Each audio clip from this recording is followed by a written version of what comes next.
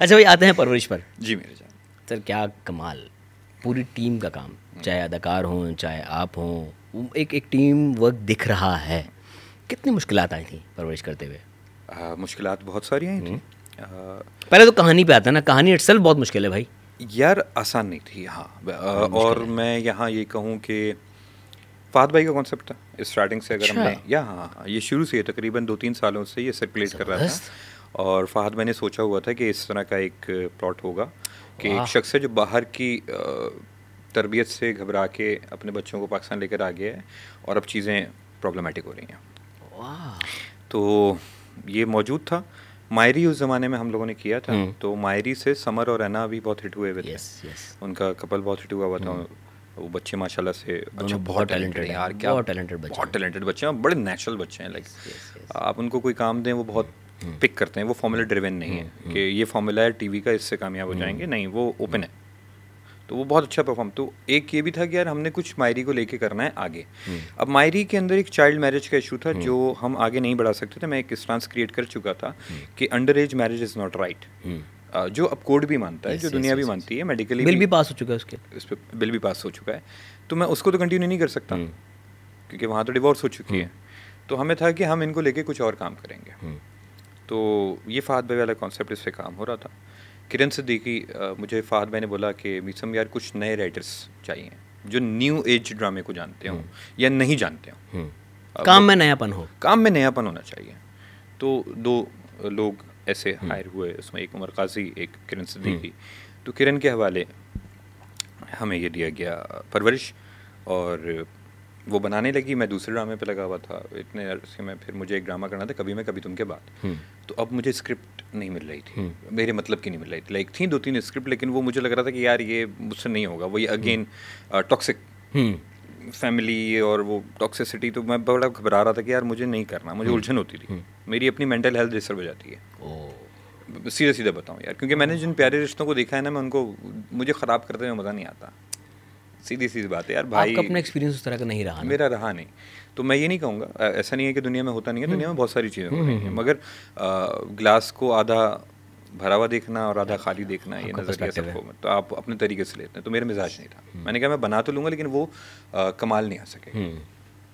फिर यहाँ अली भाई से मीटिंग हुई मेरी एयरवाई में, डॉक्टर साहब भी थे, मैं भी था, सब लोग थे। तो अली भाई ने कहा यार वो परवरिश हम पढ़ रहे हैं और बड़ा अच्छा टॉपिक है और तुम वो क्यों नहीं कर रहे? तो मुझे पता था कि किरण स्टूडेंट भी रही थी नापा में, वो लिख रही है और मुझे बड़ा मज़ा भी था। लेकिन मैंने कहा हाँ मैं पढ़ता हूँ। मैंने पढ़ा और एक ही एपिसोड ने सर पकड़ हिला दिया। उसने कहा यार, मैंने कहा ये तो बड़ा मज़े का है, ये करना है मुझे, ये करना है। तो उस पर वर्किंग शुरू कर दी। अच्छा, उस वक्त उसकी 8 एपिसोड लिखी गई थी। तो हमने कास्टिंग वगैरह, अब मुझे था कि इस दफ़ा मैं कास्टिंग के अंदर एज अप्रोप्रिएट कास्टिंग करूँगा। एक 40 साल के आदमी को कॉलेज का स्टूडेंट नहीं बनाना। सर किया होगा आमिर खान ने 40 साल की उम्र में 3 इडियट्स, मगर मुझे नहीं बनाना। हाँ, मुझे झूठ नहीं बोलना ऑडियंस से। ड्रामा कर लेकिन इतना ड्रामा नहीं करना, इतना ड्रामा नहीं करना, क्योंकि वो लिखा हुआ जिस लेयर पे था ना, वो बड़ा रियलिस्टिक लेयर पे लिखा हुआ था। तो अगर आप रियलिस्टिक लेयर का लिखा हुआ ड्रामा फिक्शनलाइज करना शुरू कर देंगे तो वो ख़राब हो जाएगा सर, वो काम ख़राब हो जाएगा, एसेंस मिस हो जाएगा। तो उसकी कास्टिंग का प्रोसेस आया। ऐसे परवरिश हमने बोलना शुरू किया। ट्रिकी चीज़ें थी, बहुत ट्रिकी चीज़ें थी जिन मसाइल को हमें डिस्कस करना था। तो एक सजेशन मैंने किरण को दिया, मैंने कहा बेटा इसमें कॉमिक एंगल डालना शुरू करो। यूथ की वजह से, यूथ की वजह से। देखो यार मीम कल्चर है ना यार, एक्सेप्ट करो। अब यूथ है, वो सबसे ज़्यादा कनेक्ट किससे करती है? वो किसी भी मैटर को वो ह्यूमर ड्रिवन है। तो मैंने कहा अगर देना है ना तो ठीक है, ह्यूमर को मिक्स करते हैं, लेट्स स्टार्ट। तो वो ह्यूमर मिक्स करना शुरू किया। वो चीज़ हाईलाइट हुई है कि एक सीरियस ड्रामा और उसमें कहीं कहीं आपके छोटे छोटे लाफ्टर्स, वो एक मूड भी चेंज करा ऑडियंस का और उसका एक अपना एसेंस भी बन रहा है। हाँ। देखो 2 बेसिक इमोशंस हैं जिनके ऊपर सबसे ज़्यादा ड्रामा चलता है। एक कॉमेडी है, एक ट्रेजेडी। हम सैडनेस पे जाते हैं, हैप्पीनेस पे जाते हैं, ये दोनों का फ्यूजन है। जब इनका फ्यूजन आप करते हैं ना तो वो चीज़ कमाल हो जाती है। ये फ्यूजन मैंने सीखा था राजकुमार हिरानी से। राजकुमार हिरानी का जो डायरेक्शन स्टाइल है या उसकी जो स्क्रिप्ट्स होती हैं, वो कहती हैं, जैसे आप 3 इडियट्स की मैं मिसाल देता हूँ कि आप सीन देख रहे हैं, एक गाना चल रहा है ख़तरनाक किस्म का कि ऑल इज़ वेल और तफरियाँ चल रही हैं, मस्तियाँ चल रही हैं, स्टूडेंट सिखा रहे हैं, और उस गाने का एंड कहाँ हो रहा है? सुसाइड पे। उसका एंड हो रहा है कि एक बंदे ने वो बनाया ड्रोन और वो ड्रोन उड़ता हुआ जा रहा है, और जिसकी क्रिएशन थी, जिसका आइडिया था, वो बंदा फांसी पे है और वो बंदा मर चुका है। और एकदम से आपका हंसते हंसते इमोशन ठक शिफ्ट चेंज होता है, शिफ्ट होता है, तो उसका इम्पैक्ट बड़ा हो जाता है। मैंने कहा यार ये टेक्निक तो बड़ी मजे की है। अच्छा, थिएटर में हम ये टेक्निक करते रहे थे, क्योंकि थिएटर के अंदर हमने स्टार्टिंग पढ़ा था शेक्सपियर, तो शेक्सपियर में क्या होता है कि शेक्सपियर में यही चीज़ है, उसके अंदर एक ट्रेजेडी पार्ट होगा, ट्रेजेडी पार्ट के अंदर ये कॉमिक रिलीफ कहलाता है। तो कॉमिक रिलीफ के लिए कोई फूल का कैरेक्टर आ जाएगा और वो कॉमिक रिलीफ देगा, and then you start tragedy. मैंने कहा वाह, इमोशनल राइड होती है पूरी वो, क्योंकि इमोशनल आपका आर्क है ना, इमोशनल आर्क है। आप प्योर इमोशनल आर्क दे रहे हैं, अगर मैं सिर्फ ट्रेजेडी तो वो डार्क हो जाएगा, मोनोटनी भी है, मोनोटनी हो जाएगी, कहेगी यार मैंने नहीं देखना, इतने सख्त हैं। फिर सख्त चीज़ें थी, self harm, suicidal thoughts, mental illness, generational trauma, ये सारी चीज़ें डिस्कस करनी है। तो मैंने कहा भैया ये डार्क तो नहीं हो सकता, बहुत ज़्यादा डार्क हो जाता, नॉर्मल करते हैं इसको, आराम आराम से लेकर चलते हैं ताकि लोग समझ सकें, कनेक्ट कर सकें, लिंगो को चेंज करते हैं। तो वो बड़ी मेहनत इस पर हुई, और थैंकफुल टू बिग बैंग, एयरवाई, my team, my actors, my writer, even my DP, editor, मैं सबका नाम लूँगा। उसकी वजह यह है कि मेरे डीपी, मैं गयास की बात करता हूँ।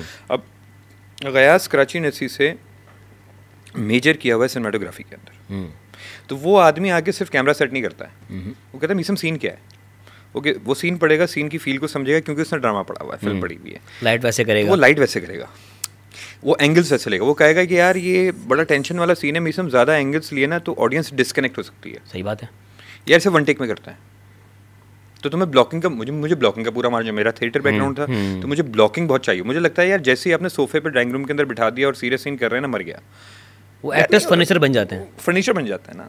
तो मुझे डीपी फ़ायदा देता है। अच्छा, जो मेरा एडिटर है वो फिक्स है, तो वो मेरे मिजाज को बहुत अच्छे तरीके से समझता है कि यार ड्रामा इस तरीके से निकालना है, तो वो ड्रामे को समझता है, वो देख देख के वो रोज़ाना काम कर रहा है, तो उसे ड्रामा पता है।